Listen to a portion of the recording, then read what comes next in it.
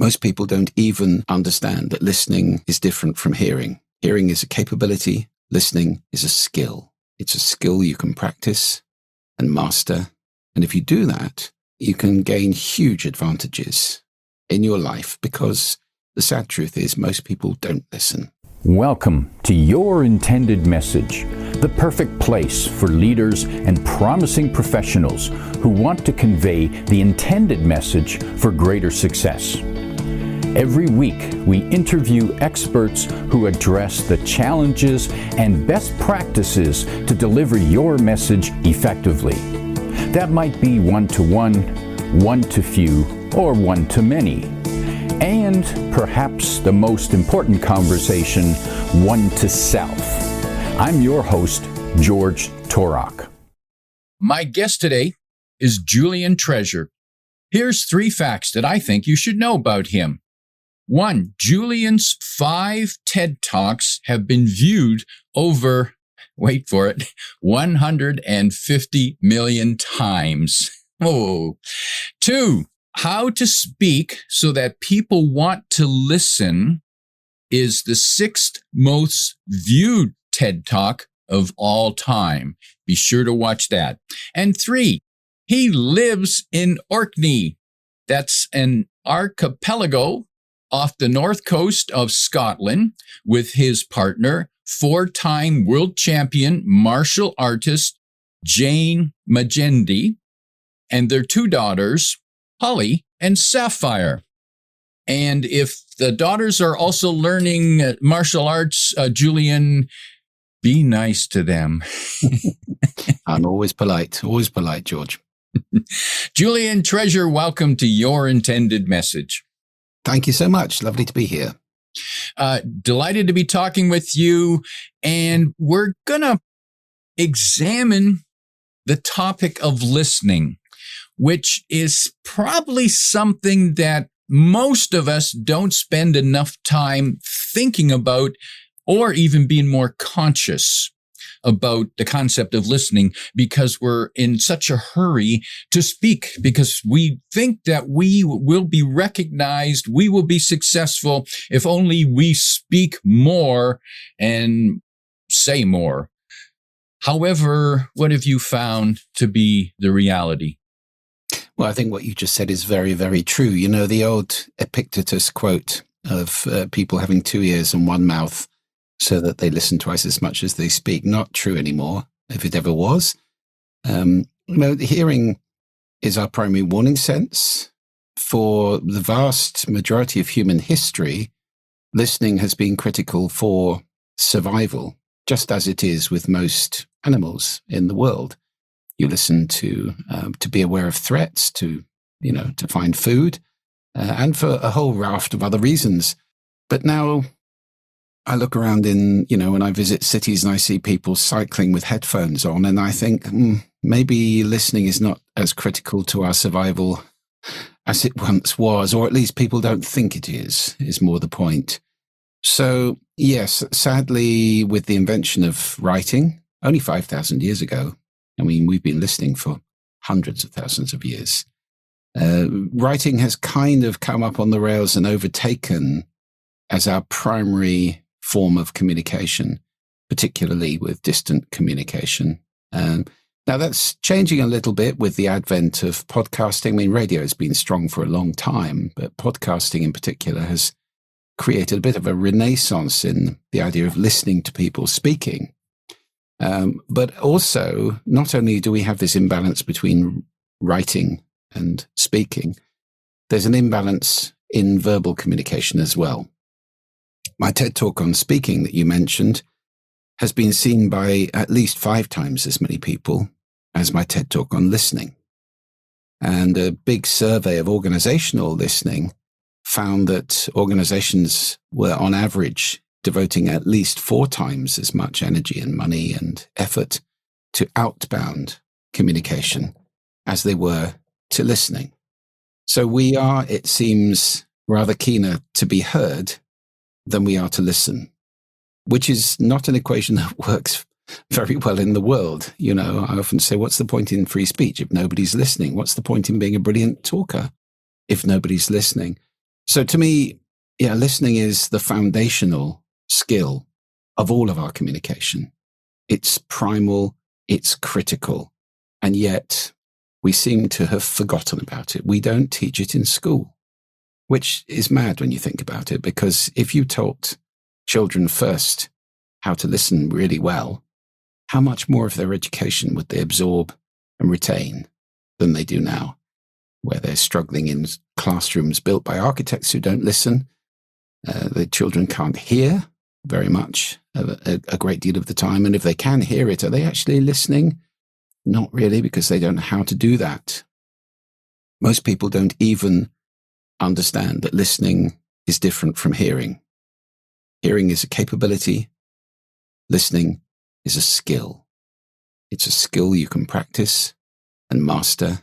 And if you do that, you can gain huge advantages in your life, because the sad truth is most people don't listen. Listening is a skill, and skills typically are based on techniques repeated and improved, and that takes effort. And people don't like putting out effort if they don't have to. And it's strange that it takes less effort to speak than it does to listen. I wouldn't say it takes less effort, but the rewards are rather more immediate and obvious, I suppose. So, a lot of people spend time training on presentation skills or speaking skills. Well, I say a lot, actually, when this is the other thing I teach. And it's also quite interesting. I stand on stage, I go around the world doing keynotes to big organizations and associations.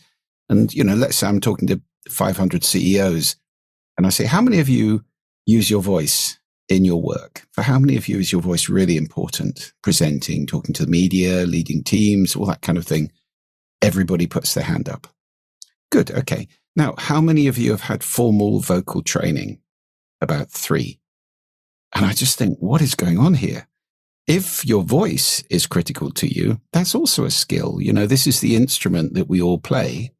And yet very, very few people train on how to use it effectively. Obviously, actors do. Obviously, singers do.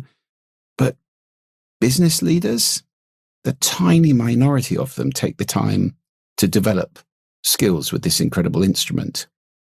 And, the foundation of my work really is that these skills, speaking and listening, have profound effects on 3 very important things: our happiness, our effectiveness, and our well-being. So, dear listener, if you don't care about any of those 3 things, don't bother. But if those things are important to you, and I rather suspect they are, it really is worth opening these doors to whole new worlds of capability, skill, and, transformed outcomes in those 3 domains: your happiness, your effectiveness, and your well-being, powerfully affected by how well you speak and how well you listen. And Julian, if you are working with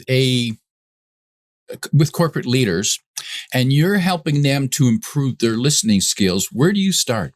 Well, the first thing to get is that listening is a skill. And, that realization on its own is transformative, because before that, you're in the don't know what you don't know quadrant, aren't you? If you don't know that you don't know something, there's nothing you can do about it. You're not even aware it's a shortfall.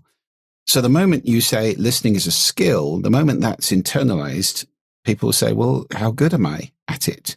Have I ever thought about it? How can I improve it? And there's a will then to move through conscious incompetence is the next one after unconscious incompetence, and then to conscious competence, and then to unconscious competence. So that, the stages of learning, we can start on that path as soon as we understand listening is a skill. It's a skill that you can practice and master. So that's the first thing. The second very important thing to understand about listening is that every human being's listening is unique. Now, this makes the whole conversation much more interesting and nuanced. And it's really the access to a huge amount of power in speaking, this realization that everyone's listening is unique. Because as soon as you let go of the assumption everyone listens like I do, which is the innate assumption many people have. So they are effectively talking to themselves. That's not effective because the person you're talking to doesn't listen like you do. Why? Because we listen through a set of filters, and those filters are things that accumulate through our lives.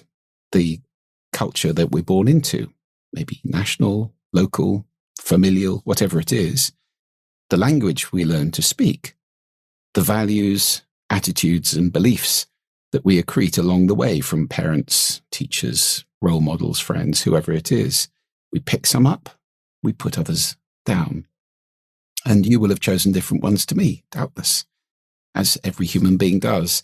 And then in any given situation, we might have expectations or intentions about what's going to happen. We might have assumptions. We will almost certainly have assumptions in our head, not least about what's going on inside somebody else's head. And we may have emotions happening. And listening and emotion are almost inversely related. If somebody's really, really upset, the best way to calm them down is to listen to them. And by the same token, if you're really upset or even really happy, it doesn't matter what strong emotion, it's much harder to listen than it is if you're in a kind of serene state. So all of those things are filters. And what that means is that your listening, George, and mine change through the day because we're in different situations. We have different stuff going. We may have just eaten. We may have, I often get given the graveyard slot when I'm speaking on stage. Oh, he's a TED speaker. He can deal with that. The 2 p.m. just after lunch when everybody's a bit sleepy and not quite with it. So it changes through the day, and listening changes from person to person or group to group. So there's a wonderful question, and often I start this one when I'm dealing with teaching listening skills to senior managers particularly. And don't forget, listening tends to get more difficult as you get more senior in an organization. We'll come back to that one in a minute. And when I'm teaching them, there's a question I teach them quite early on, and that question is, what's the listening I'm speaking into? Asking that question of yourself, just quietly getting into the habit of asking that, whether it's one-to-one or you're on stage in front of 1,000, doesn't matter. The listening you're speaking into is unique to that moment and that audience. Ask yourself, what is it? And you'll become more and more sensitive to that. And that is the secret very often to hitting the bullseye with your speaking instead of missing the target altogether. Julian, that is an intriguing question. What's the listening that I'm speaking into? And although I'm aware of adapting to your audience, that is even far more tuned to adapting to the mindset of them now, not their average mindset, but right now in this moment. How are they listening? And another good reminder that when we're highly emotional, we don't tend to listen well at all. True. And which is why I suppose angry arguments go the way they do, because people are simply making noise and neither one is listening. And yet if one of them stopped to listen, imagine what that could do. Very much so. And of course, when you stop to listen, this is why I did a TEDx talk in Athens, the cradle of democracy, where I said the sound of democracy is listening. Because listening is the doorway to understanding. Or conscious listening always creates understanding. Simply by listening carefully to somebody without batting back their opinions or whatever it might be, without judging them, without, preparing our next bit of absolute demolition of their stupid point of view, whatever it might be. If we're just listening to them, we gain access to understanding. And that's how we can live next door to somebody with whom we fundamentally disagree. And I teach a tool also when I'm coaching people. The tool is RVSEC, RVSEC. And the V in that, I think, is the single most important missing element in the modern world. So the R stands for reflect. You're listening to somebody, you reflect back what they said without hopefully paraphrasing it too much, but certainly to get exactly what they said. If you reflect that back, then the person knows they've been heard. And you've got to base camp of communication there. The V, as I said, is critical, and it's the thing that's missing and being undermined daily by the internet, in particular social media, and the way people are behaving. The V is validate. And what that sounds like is, George, I don't agree with you, but I totally understand why you would think that. Well, okay, we've got two different points of view, but I'm not making you wrong. I'm not dismissing you. Invalidation is what we see all over the world now on the internet, with polarization, with people shouting at each other, with people making up stuff, caricaturing, demonizing, all of that stuff. There's no effort to understand the other point of view. It's kind of a zero-sum game. I'm right, you're wrong. If I'm right, you're wrong. If you're right, I must be wrong. No, actually, two people can have different views and both be right. How about that one? Because they have different perspectives, different histories, and so forth. And let me just give you the SEC of the process. So it's reflect, validate. The S is summarize. So let's just summarize where we've got to with this, which is great for closing doors in the long corridor of a conversation, locking things down. The E is empathize. Wow, that must have been really tough for you. Or, oh, amazing. You must have felt great at that. Just being on the other person's island, letting yourself feel their feelings a bit. When you've done those, you're in a position to get to the C, which is create, where you can put the two opposing views perhaps on the table in front of you and say, all right, what can we create with our two different perspectives here? The Greeks used to have thesis, antithesis, and you'd bring them together in synthesis.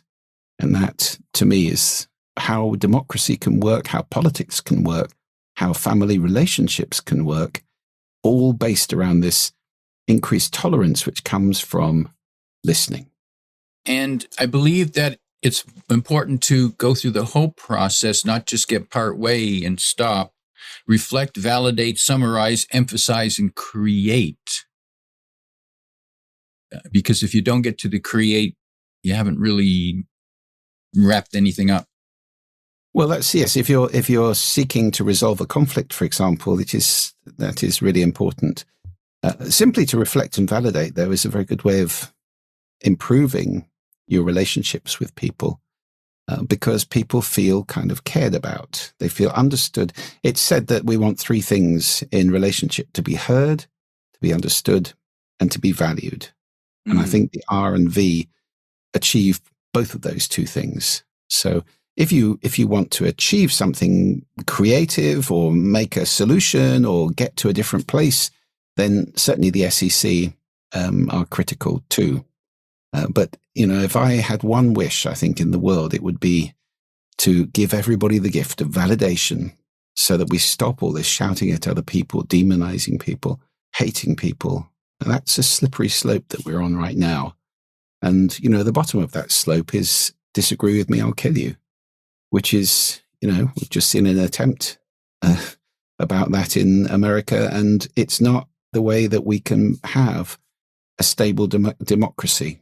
It's a solution which is going to beget more and more conflict and fighting and war, and that's not a world I want my children growing up in.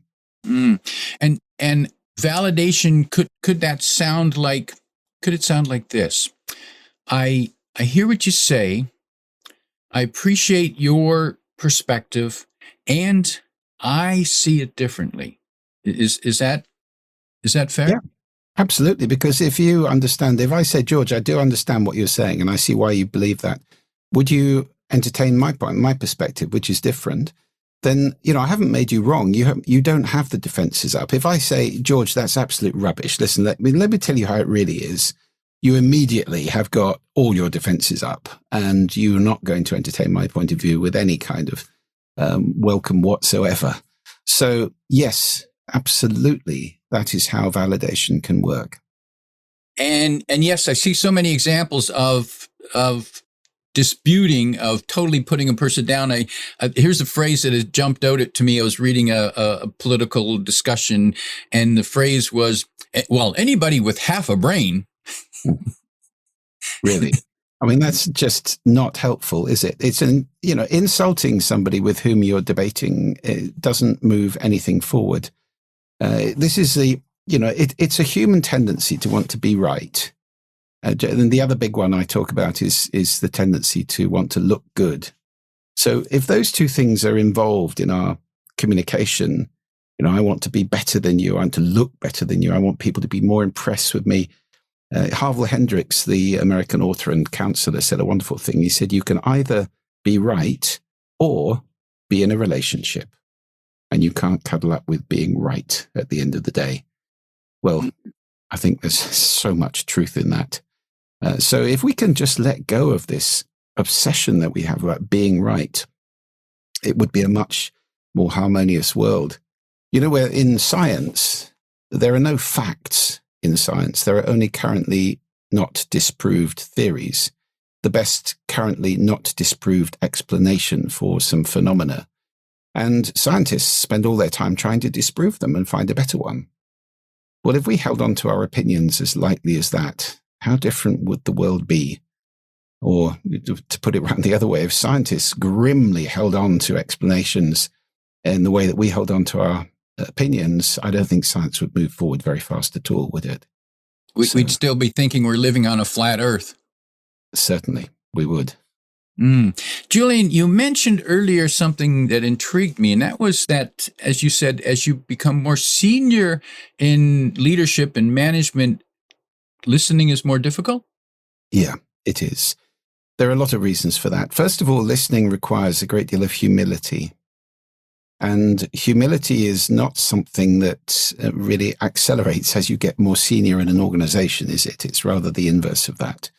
Pride, or perhaps status, power, looking good becomes more and more important. You don't want to look like you don't know. And leaders are supposed to know, aren't they? They're supposed to know us, know and tell us what is going on, not ask, not, be querulous or have their opinions easily moved by what people say.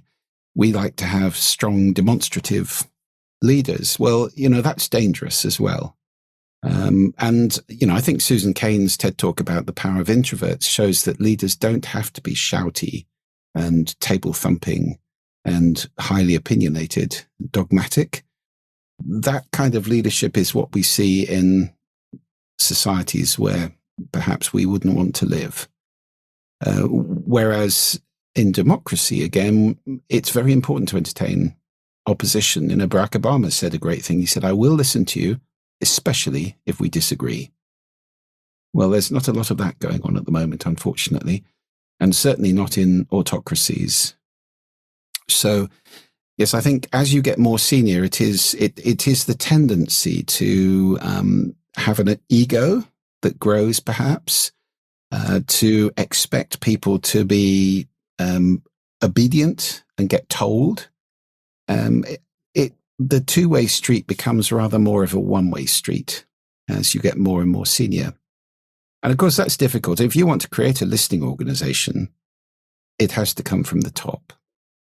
I have worked in organizations, I don't know if you have, George, many people listening to this probably have. I've worked in organizations where the leader was that kind of shouty, autocratic, doesn't want any bad news. Just tell me the solutions. Get on with it, and doesn't do a lot of praising people either.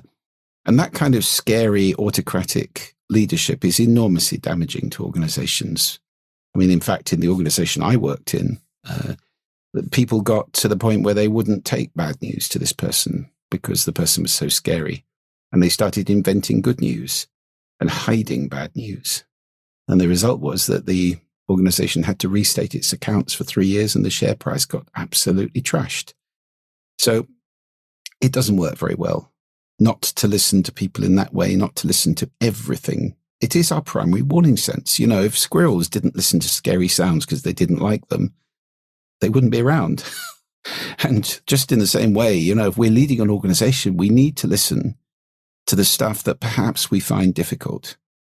We talk a lot about having a lot of variety in organizations, about the importance of diversity. Well, of course it's important, but there's another kind of diversity that's equally important, often ignored, which is diversity of opinion or perspective. It's critical not to surround ourselves, if we're leaders, with people who agree with us or people we like and we find easy to get on with, who are like us, in other words, because you're just cloning yourself in that way. And you get something that's quite ossified. You get something that's not very resilient to change because it only knows one way of doing things. So I've always enjoyed, when I've been on boards or management groups, there's always somebody who's going, hang on. And everybody goes, oh, it's them again. Don't bother us with all this detail about how we can't do this, but they're right. And you can't, and you need to listen sometimes. Julian, when it comes to welcoming diverse opinions, I can't speak from experience working for an organization like that. My best example comes from Star Trek Next Generation, Jean-Luc Picard. And I always admired when there was a crisis, he would speak to his officers and he said, options. And he wanted diverse opinions, and he'd pick one and go with that and never tell someone, well, that's a stupid idea or that's wrong. But he wanted diverse opinions. He didn't want everyone saying, yeah, well, I agree with him. I agree with him. I agree with him. Definitely. I mean, the great leader will make decisions and accept the consequences of those decisions clearly. So that's a powerful leader. But consulting to have different options is a wonderful way to be, and it makes you much more flexible. Just telling people and pretending you know everything. I mean, we've all met people whose favorite phrase is, I know, professionally unimpressible people. Well, if you know everything, you don't learn much, unfortunately. So yes, I agree with you. I think it's a terrific role model. So let's make it so. You got it. What are the symptoms of an organization where listening isn't a practice and encouraged skill? Well, you get a lot of frustration and resentment building up as people, perhaps who've got good ideas about ways to improve things, don't have a channel to express those ideas, or they get knocked back or told they're being stupid, or, just get on with what you're doing, that kind of thing. So you're locking down a huge amount of valuable creativity, and that can be enormously damaging. I mean, there's no rule that says only the top people at the top of an organization have good ideas. It could be that somebody who's working on a production line somewhere has an idea that could save millions and millions if only somebody would listen to them. So there are no channels for that communication. I wonder how many organizations where, the managers are listening to this, how many of you have got, for example, review processes, 360 reviews or whatever, which ask the question, how good is this person at listening? I wonder how many of you reward people who are good at listening for being good at listening. It tends to be a skill which we recruit on. Most organizations will say, we want good listeners.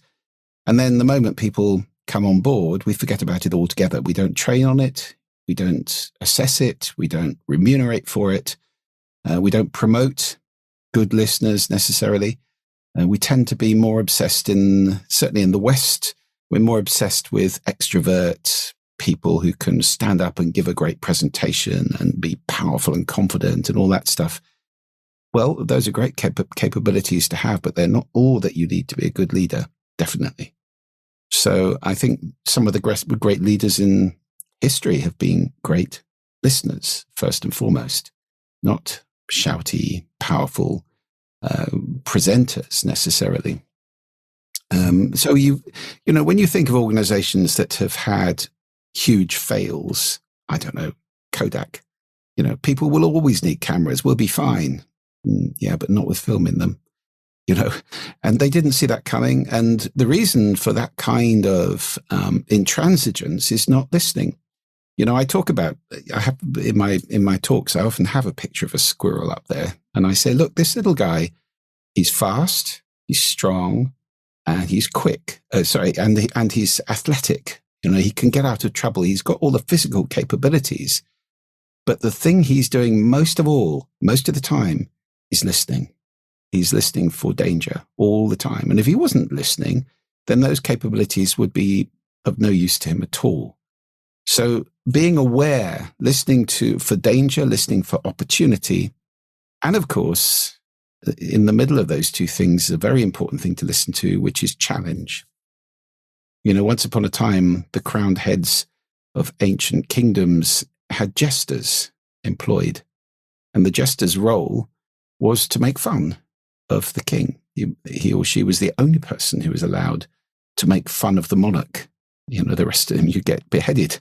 But I have a good friend, David Firth, who wrote a wonderful book years ago called The Corporate Fool. And his thesis was organizations need to employ people who fulfill that role, who are allowed to make fun, to say, well, what about this? Or have you thought of this? And so forth.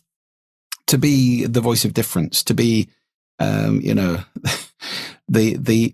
thing that perhaps spoils a perfect plan when that plan was actually going to take the whole organization off the edge of a cliff.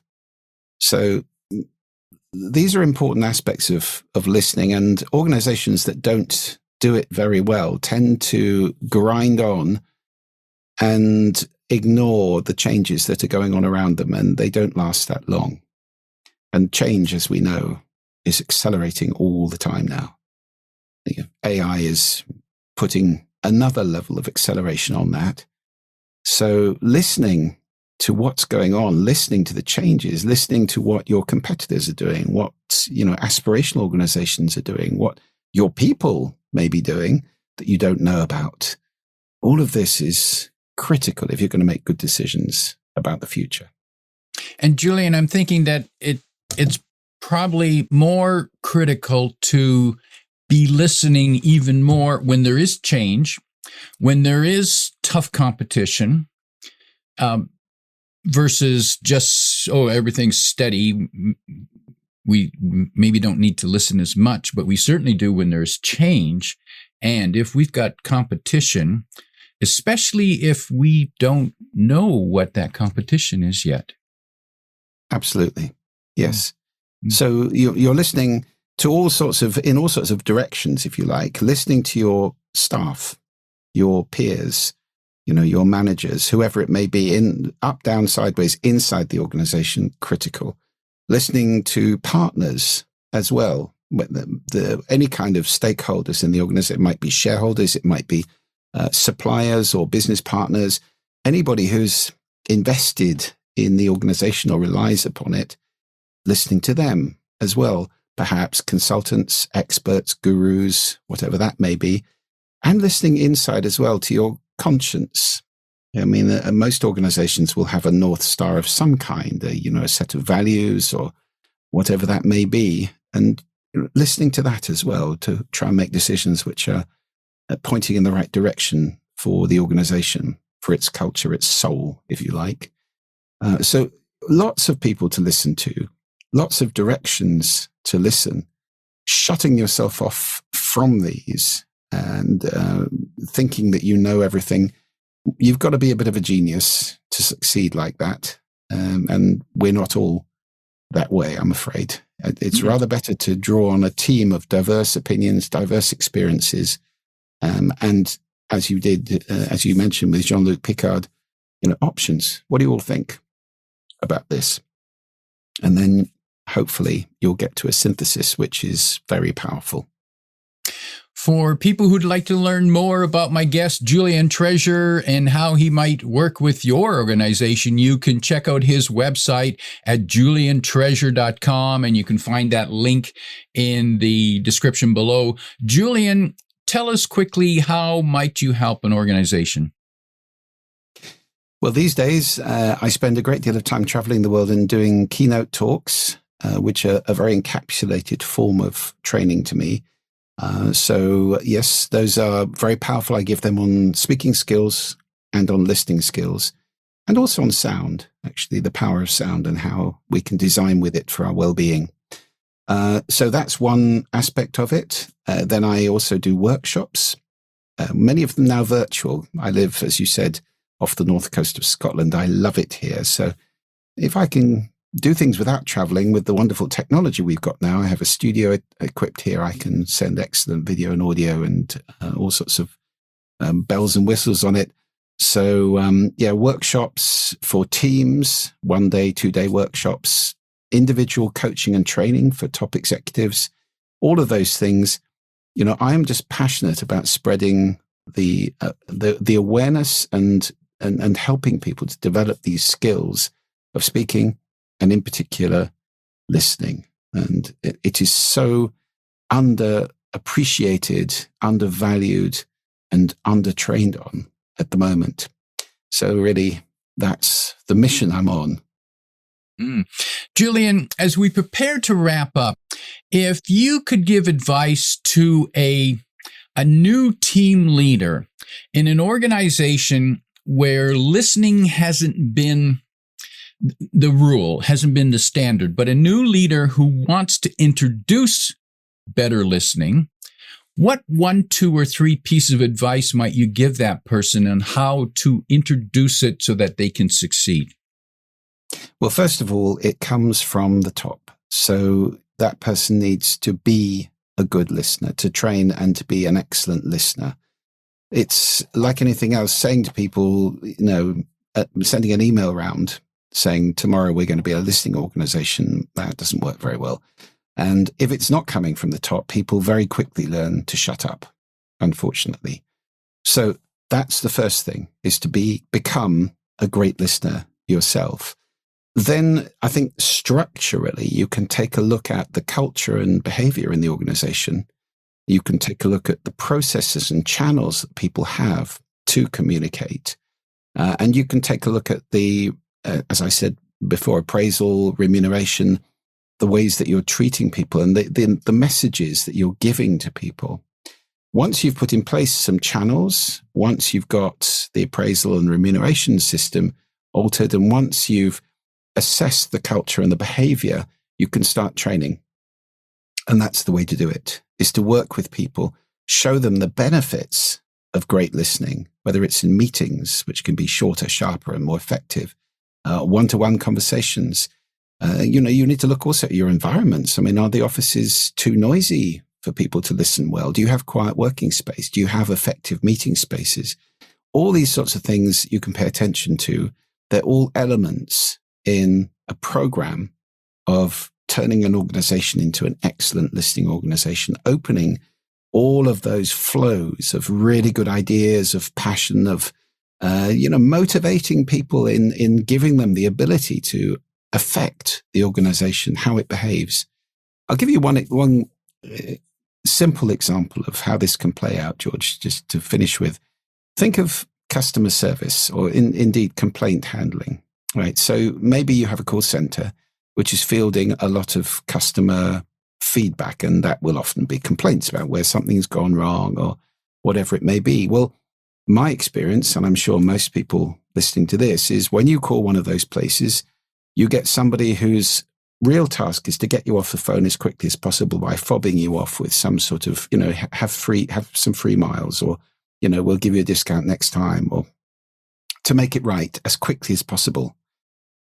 Do they ever ask the question, is this something we could actually change in our organization? And I've actually tried to make suggestions about that to people in the past, but that it's a dead end. They have no mechanism behind them to say, here's a great suggestion. Why don't we feed that back up the line and see if we could do things differently in the future, and therefore not have any more of this kind of complaint?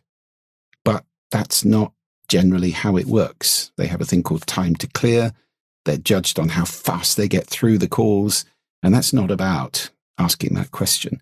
And there sadly, we see millions and millions and millions of dollars of great ideas disappearing, stillborn, never getting anywhere where they can do any good. So that's the kind of listening I'm talking about. It needs to be in every cell of an organization, that we're listening for opportunity, we're listening for danger, we're listening for challenge.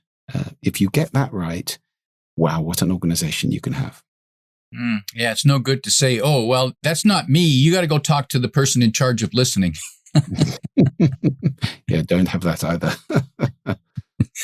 My guest today is Julian Treasure, reminding you that listening is a skill that can be learned, can be practiced, can be improved.